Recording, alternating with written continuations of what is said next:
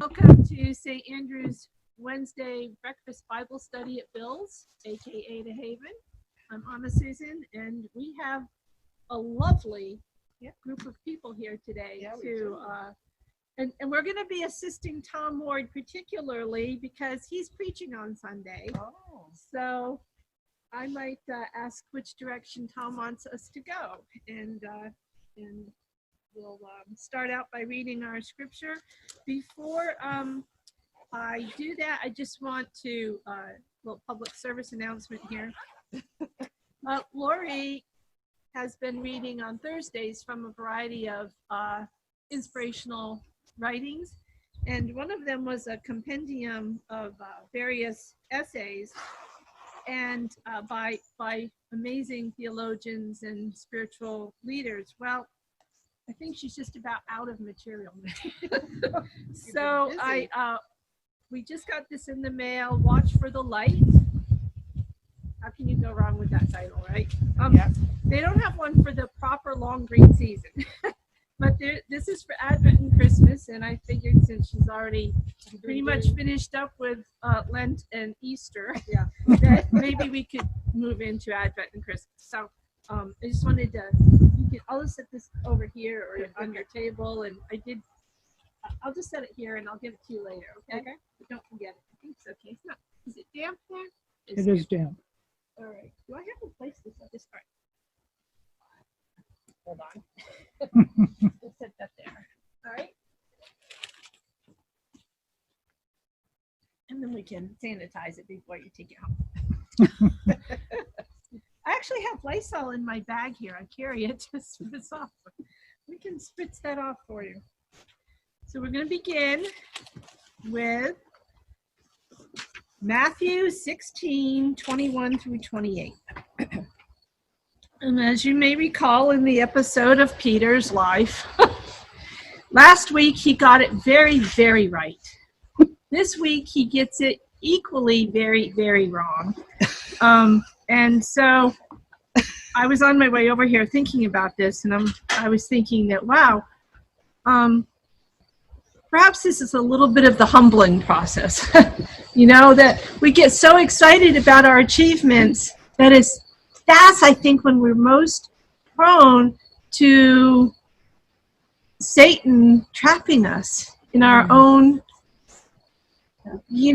pride and achievement. Henry Nouwen speaks a lot about that in a lot of his writings about the downward way of Christ. So I don't know, it seems like Jesus is pretty harsh in this gospel, but also maybe Peter needed it because Peter's got the keys to the kingdom. So down a peg. Do we have a volunteer to read Matthew 16, 21 through 28? Sure. I've been reading it a lot recently. Tom has it memorized. Jesus began to show his disciples that he must go to Jerusalem and undergo great suffering at the hands of the elders and chief priests and scribes and be killed, and on the third day be raised. And Peter took him aside and began to rebuke him, saying, God forbid it, Lord. This must never happen to you. But he turned and said to Peter, Get behind me, Satan. You are a stumbling block to me, for you are setting your mind not on divine things, but on human things.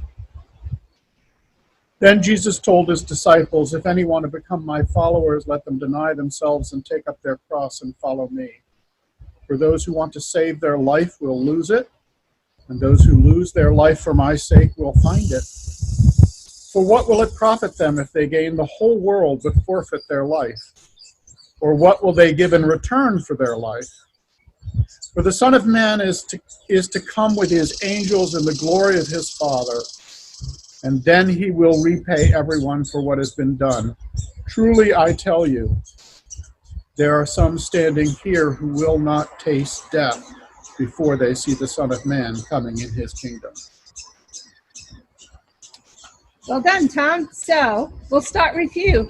I know you've read this a number of times. So when you first read it, what caught your attention the most? And then how has that shifted with your rereading over the last however many weeks or days you've been doing this? Now you're going to get part of my sermon. Well, it's okay. This is good because it helps you with the kids. At least it does for me. I don't know about all of you, but obviously I hear voices when I read Bible passages, and they're the voices of my father, mother, grandmother. So there are a couple of expressions in here that used to pop out all the time. Oh yeah. Get thee behind me, Satan, which is the obviously the King James. And for those who want to save their life, they'll lose it, or loseth it.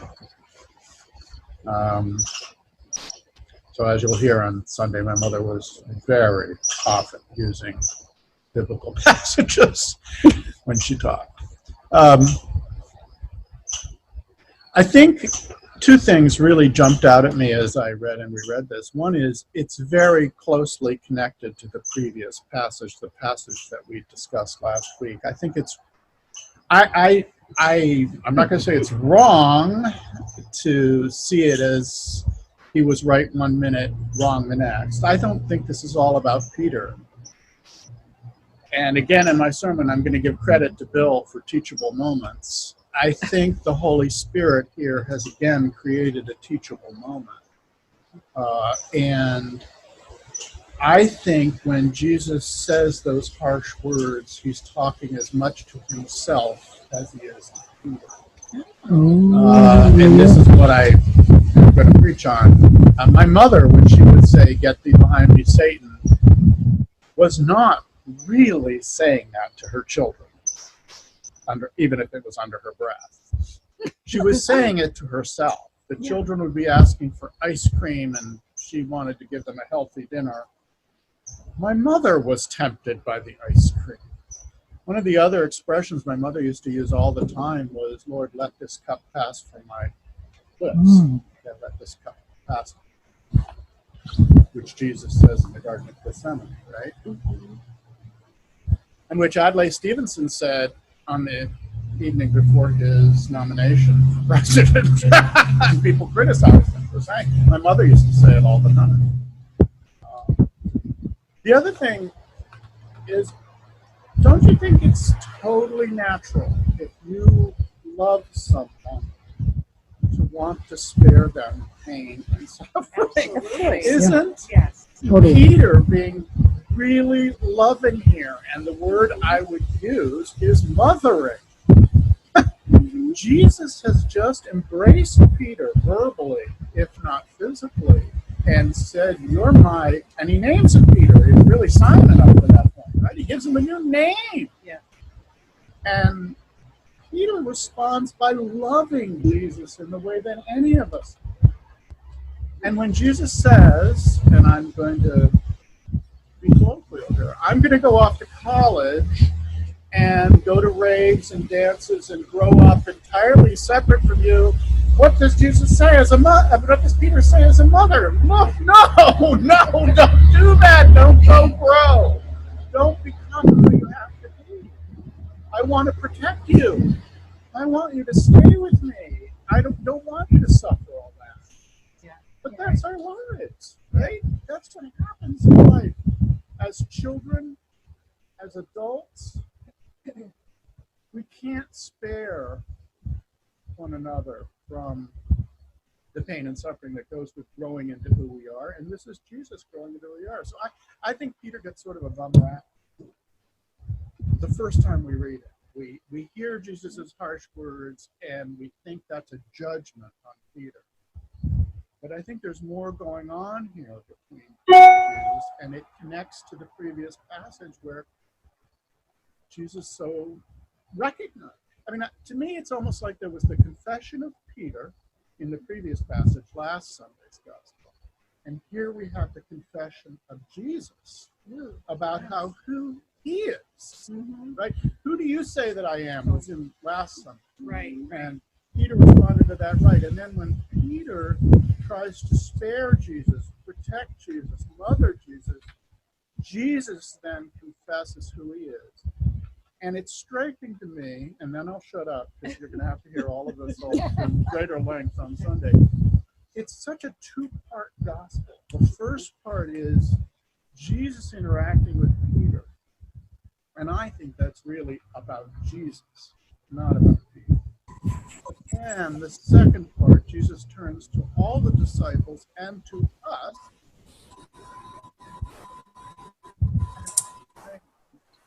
It's really an interesting two-part, but I hope we don't separate it from the moment of glory that Peter had, because I think Peter is living in. Tina, can you hear Tom? Hi, Tina. Not too well. Sorry, Tina. I Teacher should be voice, louder. please. Teacher voice. I had a hard time logging in. So. Well, fortunately, we've been recording, so you can catch up. Oh, actually, Tina, a lot of what I just said is in Sunday's homily, so That's right. don't worry about it. Perfect. So, let's go around the group and see what others jumped out. What jumped out at you? Lori, do you want to share? Let's go like around in the circle. So much. Anyway, I'm just surprised. I mean, Peter is standing up. I mean, of course, whoever is right. Can you hear Lori? No. Okay. Teacher voice, please. Peter is standing up, and I don't know, whoever is capturing his voice and writing this, and it's supposedly Peter, but anyway, it's Matthew. Peter is standing up with God, Jesus, and saying, I'm your. He's acting like you said, mother, but he's also acting like a second hand, somebody who supports him and everything, but he still hasn't got it. He still thinks he's not the Son of Man. He is not Jesus the Christ. He still doesn't get it. And the way Jesus is telling him, if you follow me, you will have to deny so much. And I don't think Peter and the people really, really understand this. And it's like, when he's been talking about this, he's been telling them and telling them and telling them, and they don't seem to get it. And I don't know why. Lori, you just said something that made me, and it ties in with what you just said too, is that perhaps Jesus is speaking to Satan, who is operating through Peter. You know how Satan tempts Jesus in other ways to be powerful and the temptation of him.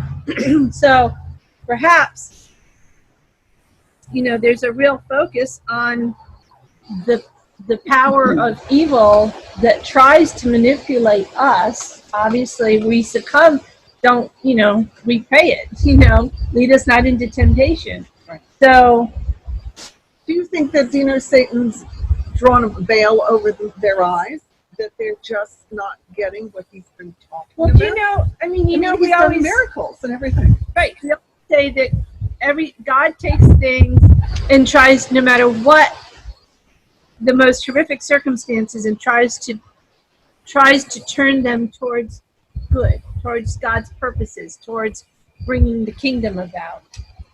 And what's the opposite of that? Satan's trying to distort things, manipulate things, twist things. Yeah. Satan's fake news. Let's not get into it. Yeah, I know. I'm just going to glaze over it. But, Satan's trying to manipulate and distort this awesome thing that just happened. And because for Jesus to not, Peter's intentions are pure, obviously, but to not have Jesus become who he has to be in this process, that would, in fact, subvert God's intentions. Right? Yeah. So I think this is an amazing scene, isn't it? Can I just build on something there? And then, Phil, you go. No, yeah. Can you hear him, Pat? I think maybe if we put the Tina. computer in the center, Yeah, I think can we put it in the center and it might pick up? And I think the wind is also interfering probably. with sound. Tina, can you hear Tom? Well, turn Wait. it around so Bill can speak first. Okay, Bill. Teacher again. Peter would have been one of my most exasperating students. I have tried to explain in different ways, different metaphors, different science experiments, and come with this preconceived notion of the way the world is. He hadn't got it yet. So my job as a teacher, it's not his fault.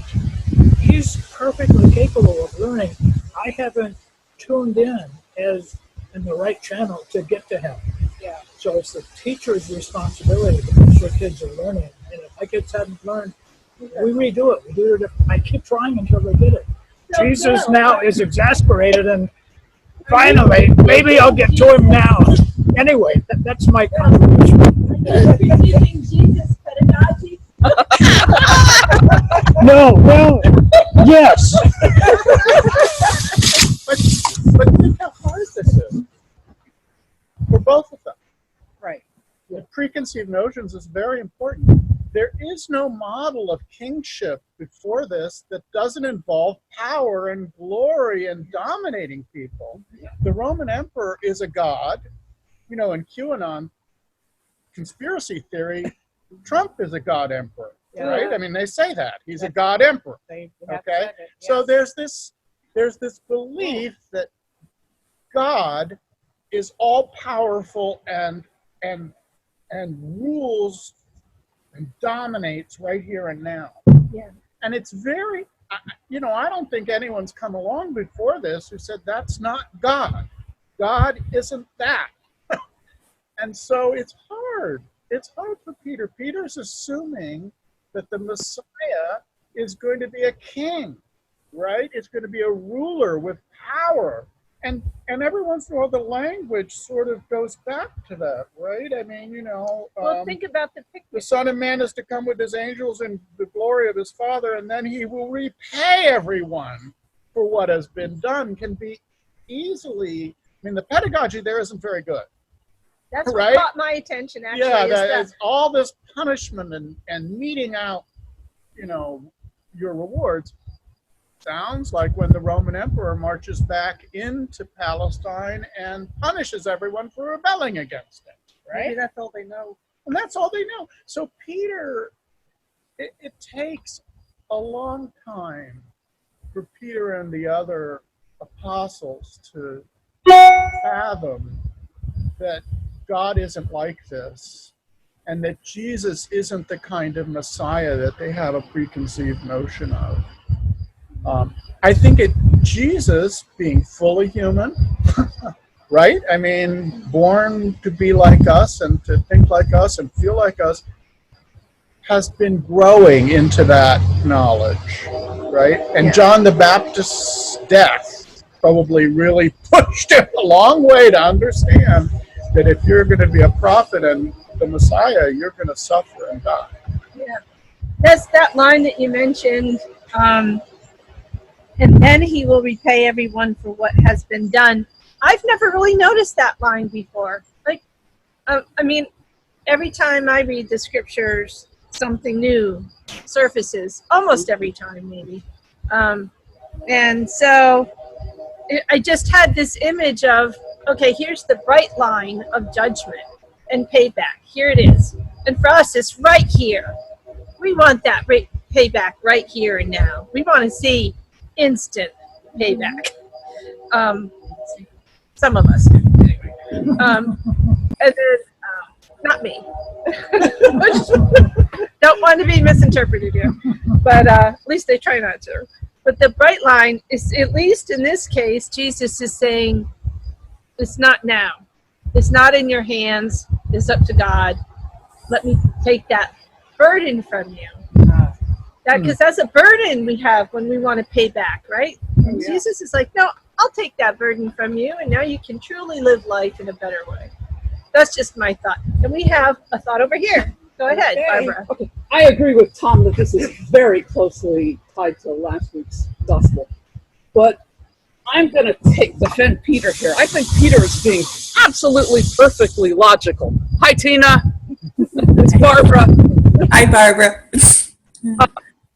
Last week, Peter said, "You're the Christ. You are the Messiah, the Son of the living God." Now the Messiah is saying, "Hey, guess what? I'm going to have to suffer and die." Peter's logical deduction is, no, you can't happen because we just determined that you're the Messiah, the Son of the living God. If you're God, God can't suffer and die. Right. If you're going to suffer and die, obviously you're not God, so that negates what I just learned from you the other day, or the other, you know? Right. You know, so Peter is Right. caught in this if then. If you are the Christ, you can't die. If you're going to die, you can't be the Christ. So there's what Peter is trying to figure out there. And then the thing that kind of stood out to me for some reason, and Jesus says this frequently, follow me. Now, when someone says follow me, if we're at St. Andrews and I say, where's the kitchen? And you say, follow me, I'm going to walk with you to the kitchen. And so we think of follow me as kind of being accompanying side by side, but that's not what Jesus is saying. Jesus is saying, follow me. In other words, get behind me, let me be the leader.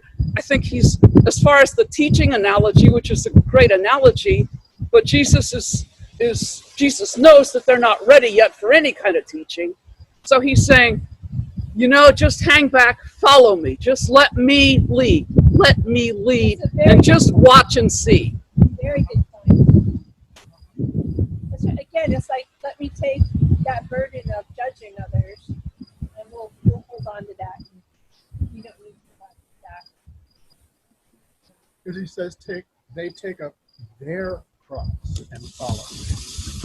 Right? So it's not his cross they're taking. It's their own cross. Their own. And they're following him. So each of us has a cross. Yes. And they haven't yet come to terms with that. So thinking some more about the complex dynamics of Peter saying, no, this can't happen to you. He's also sort of saying, no, I don't want this to happen to me. You just gave me the keys to the kingdom. We just had a great moment. Right. Henry Nouwen has a great book. It's very small. I highly recommend it. Maybe we could do it for a Bible study sometime, like a special edition. And it's in the name of, in the name of, I think that's what it is. And it's by Henry Nouwen. It's about, 75 pages or something. Very short, very small. And he starts out by, it's about being a disciple and then taking on that leadership role. And so moving from the follower to a leader, becoming a leader. And he starts out by telling Peter the gospel when he tells Peter, someone will tie a rope around you and lead you where you don't want to go. Foreshadowing Peter's own crucifixion. So, at this point, you're right. Jesus is protecting Peter and everybody else because they're not ready for that leadership role yet. I'll send you all that information about the book I just recommended. Okay. So, Tina, did you want to say something? Because I just want to make sure if you want to say something, you just got to wave or do something. I will. Not right now, though. Thanks. Andy, you look like you want to say something. I think that Jesus has no room for ambiguity in this, and I think that it must have come as a tremendous shock to the disciples, and when he said that he was going to have to suffer and die, because isn't it natural for us humans to reject the doom of that path? Right. And I think when Jesus reapproaches Peter, it shows both how frail they are and how zealous they are at the same time. And I think this is a real eye-opener for the disciples as well. And I think when he had said, "Get behind me, Satan," that he's showing his real human side, that he can be tempted also, and the temptation to avoid the cross. I really feel that does show the human side of him, and it shows us that it's okay. We can do this. We can, through his power, God's power, we'll get through all of this. Yeah. So what have you got this? Yeah. The timeline, I'm sorry. Are they? Oh, we're like midway through it. I think we had the first passion prediction yet. I didn't bring actually my Bible with me. I brought a commentary, but there's 3 passion predictions, and so teachable moments. Jesus has to reinforce this over and over again, because it's like when something is so troubling and you don't want to hear it. Don't you hear everything but the thing you need to really hear? Yeah. You want to ignore Yeah. it. Mhm. Yeah. Yes. So maybe that's why Jesus is so harsh sounding at this moment, because he's like, I got to get this through to you in me. Right. Or yeah, not just to Peter, but to Jesus himself. Yeah. Like when he mentioned Gethsemane, and Because chapter 20 is when he goes up to Jerusalem. I just checked. yeah. So we're not that We're far not there from it. yet. He's in his final stages of teaching, but he hasn't yet turned his face to go to Jerusalem. Headed toward Jerusalem. Yeah. Right. And I just think it's really interesting. Thank you all. Interesting, especially in the second part of this, all the difficult sentences or passages that, the first part with Peter is easier to understand in human terms. And then what Jesus is saying, it's harder. Some of the things. And that's why it's interesting to look at the other readings. Because the other readings have obviously been put there with some relationship. Oh, you mean Applied. the lectionary? Yeah, readings, the Romans and the Jeremiah. And to Alma Susan's point, the Romans says specifically, "Beloved, never avenge yourself, but leave room for the wrath of God, for it is written, vengeance is mine, I will repay." Yeah, I just saw that. And so, again, it's taking the burden of away from us and leaving it to God, because that's what God does. What we do is, it and goes on with the famous passage, if someone's hungry, feed Right. them. If they're thirsty, give them something to drink. It's like hot coals. That part is always the part I don't like particularly about keep burning coals on someone that I have a problem with, and so it seems like. Well, I think it's kind of like the Psalms. Sometimes they speak our true emotions, and I think the Psalms really, they get it right on, nail it on the head. Well, and this there, is but- Paul. Yeah. I mean, we have, remember Paul stood there and watched Paul is Stephen martyred. Yeah. So Paul is capable of really intense feeling, and it's sort of that comes out in this epistle. Yeah. Kathy, it's your turn. I don't know. Yeah, I thought I was going to get away with it. Yeah, that's really The, good. the big brim hat means you can hide behind that. I tried, Bill. I tried. I don't know what to add because you've all just Well, what really jumps out at you when you hear expanded. the reading? Like when Well- we first read it, do we need to read it again to see where you go to? Because the Spirit is guiding all of us when we read these passages. I suppose that's true. I guess in the passage when it says, if any want to become my followers, let them deny themselves and take up their cross, which is what you were talking about before, their cross. We all have a cross. And follow me. And for those who want to save their life, wait a minute. And for those who want to save their life will lose it. And those who lose their life for my sake, Jesus' sake, will find it. I just thought that was, Kathy, you have a favorite prayer. I do? What do you mean? Yeah, I know you have a favorite prayer. What does that passage remind you of? A particular prayer that I know you love very much. My goodness, you know more about me than I know about me. The prayer attributed to Saint Francis. Oh yes, that's true. That is Yeah, true. and that's a That that's is a summation. that of is the very prayer true. attributed to Saint Francis. You're very observant. Yeah.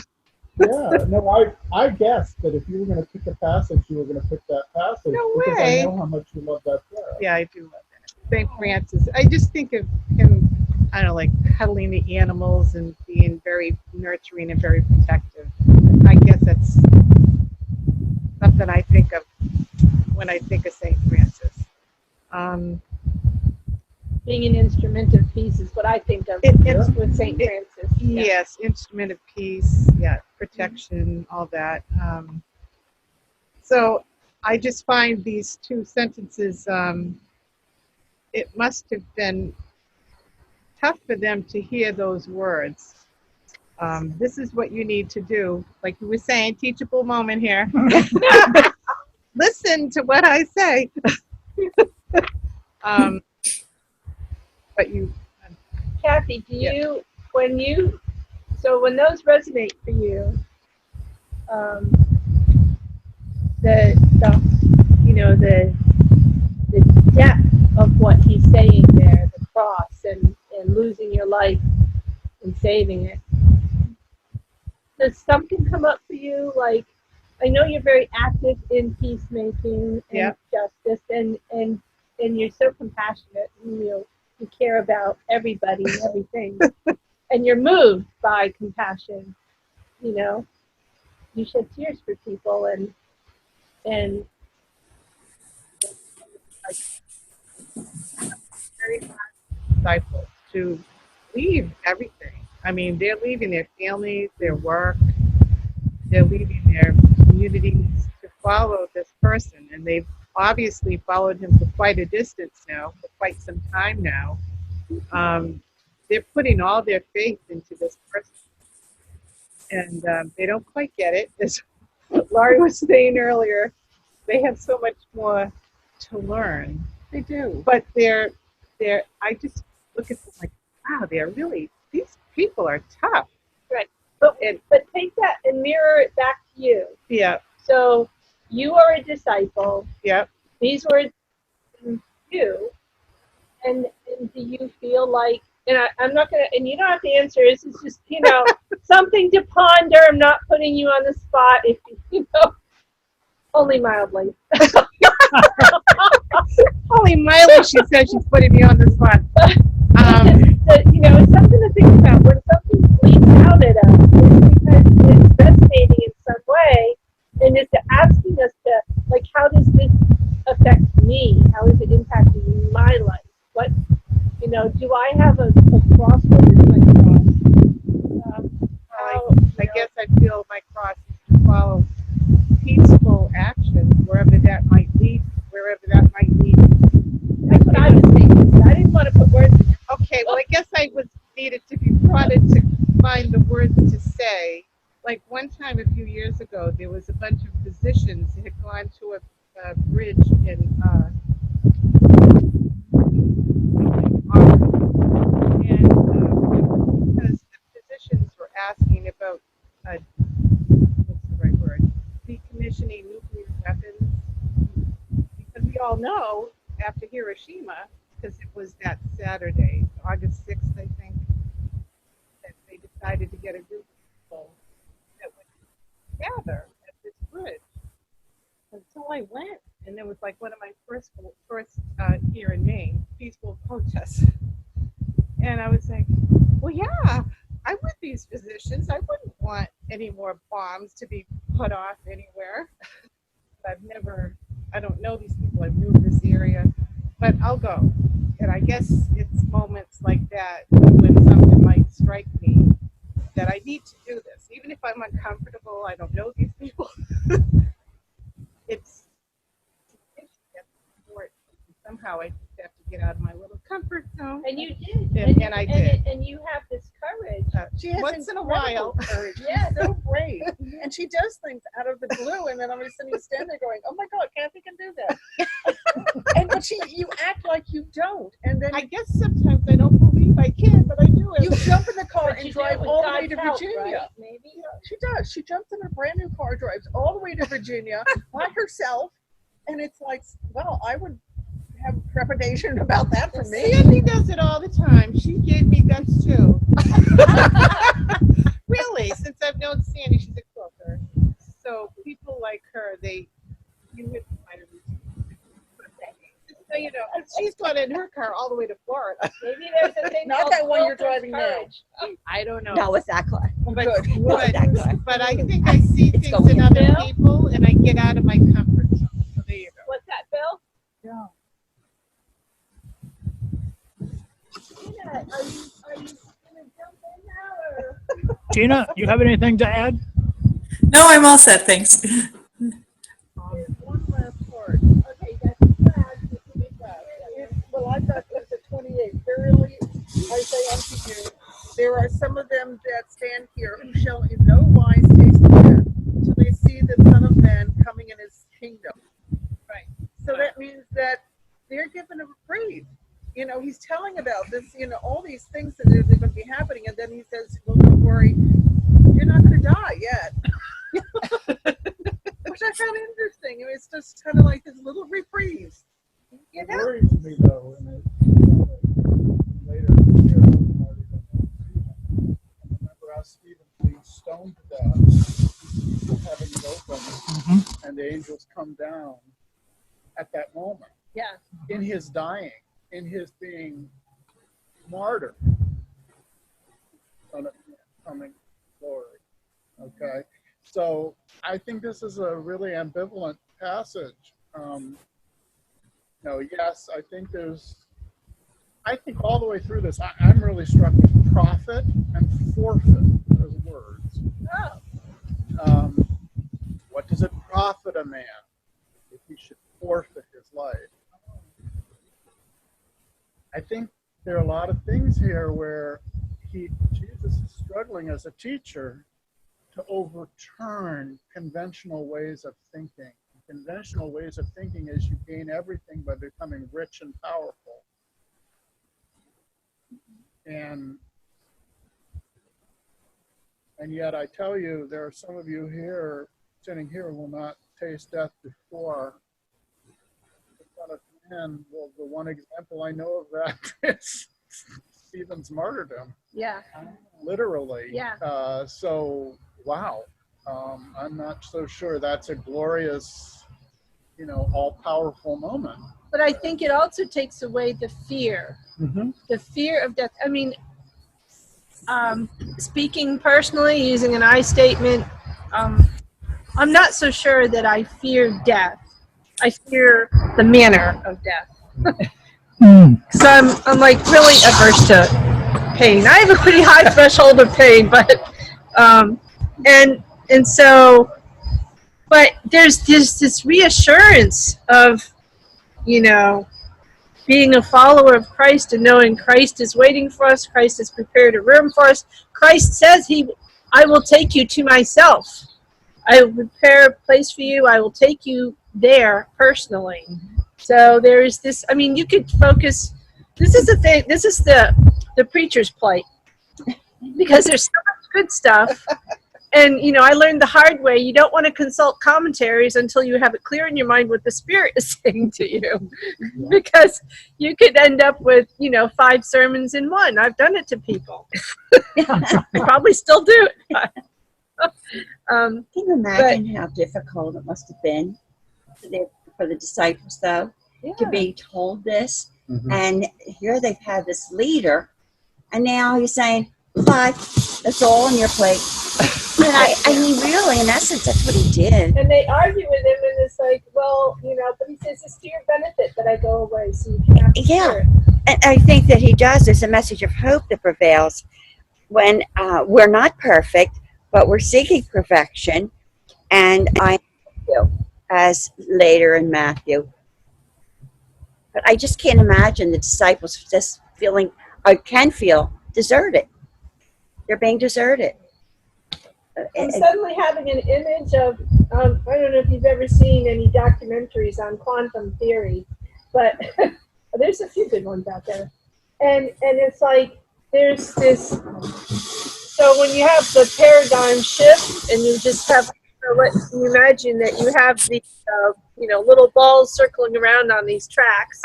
And then, and Bill, I'm probably going to totally butcher this, so please don't grade me on this. Science teacher over there. Yeah.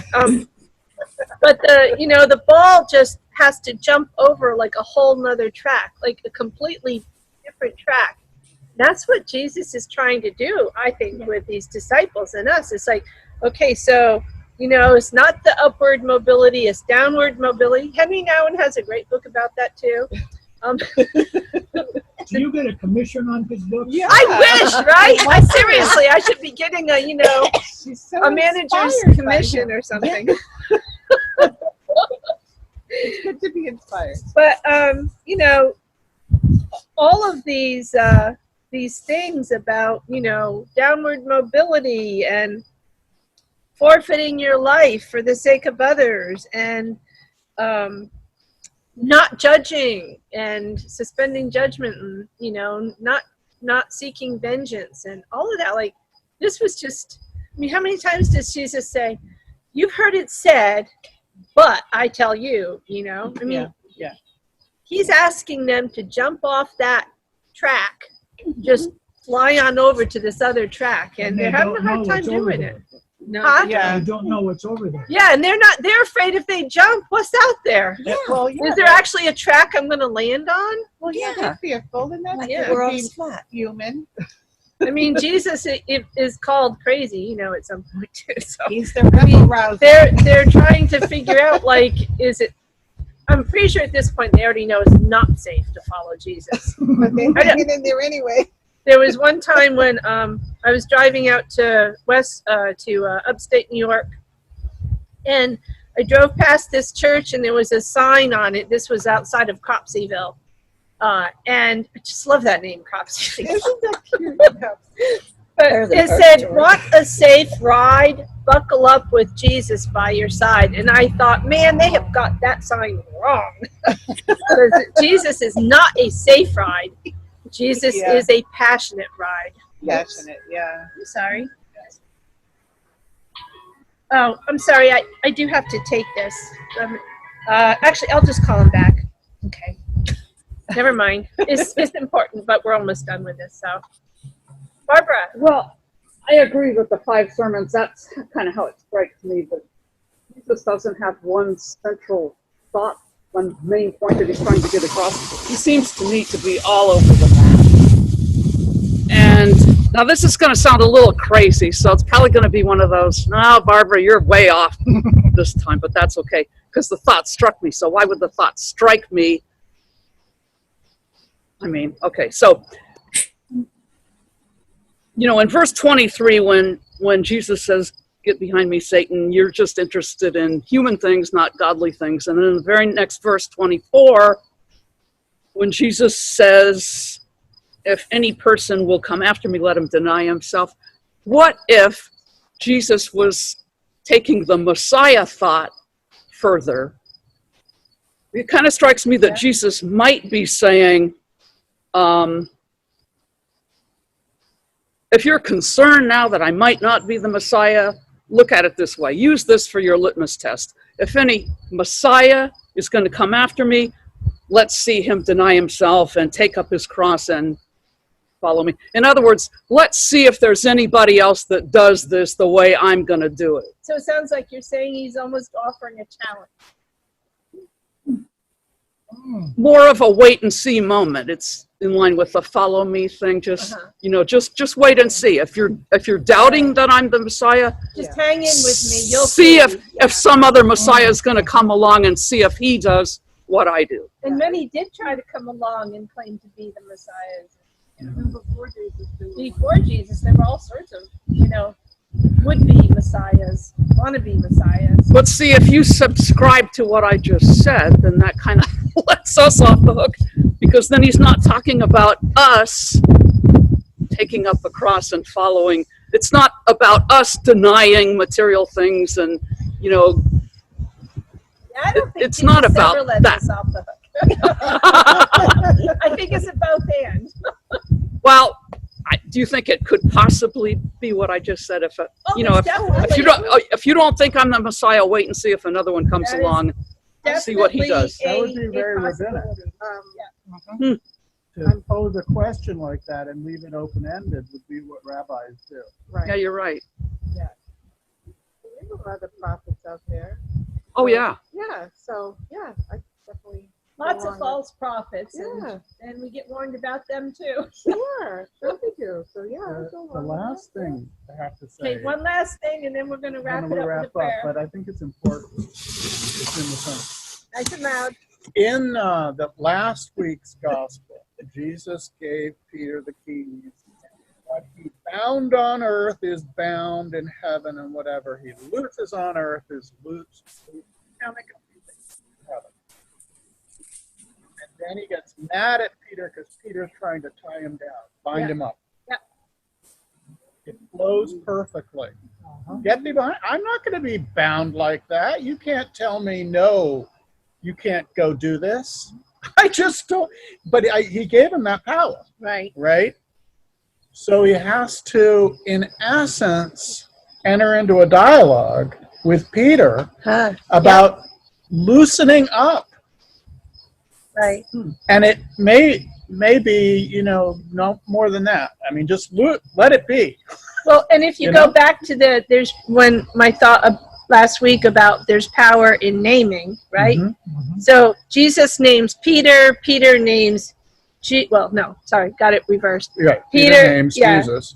Peter names Jesus, Jesus names Peter, and there is this intermutuality where one is impacting the other. And if Peter's trying to bind Jesus, Jesus is like, no, you have to loosen it. You have to let me be who I need to be. Oh, now he's saying. Because that was the whole point of last week, I thought, was identity. That's what a parent does. Yeah. Yeah, Yes. which comes back to where we started graduate. out. Yeah, congratulations, you graduated from high school. Now, no, don't go do this and don't go do that. That's right. I'm still your mother. I'm still your father. Don't grow up. And the hardest thing is to let our kids grow up. Let anyone. Anybody you care about. Anyone you care to about, be it's who they really need to hard be. to let Yeah. them be. Yeah. If you think they're in danger or going to hurt themselves or whatever, it's really hard. But The it's Beatles. unavoidable. The Beatles. Let it be. Let it be. The flower child has spoken. I'm going to be singing the Beatles, Let It Be all day now. Thank you, Kathy. Appreciate that, brainworm. I couldn't help it. He just kept saying it over again. Tina, I think we're going to close in prayer now because I think we're right about 10-ish, and we try to end on time-ish.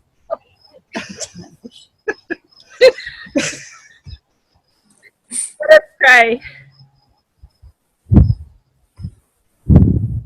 God of wisdom, of power and might, not the kind of power and might we think of off the tops of our heads, but the power and might that loves and allows each of us to become who we're truly be in your image.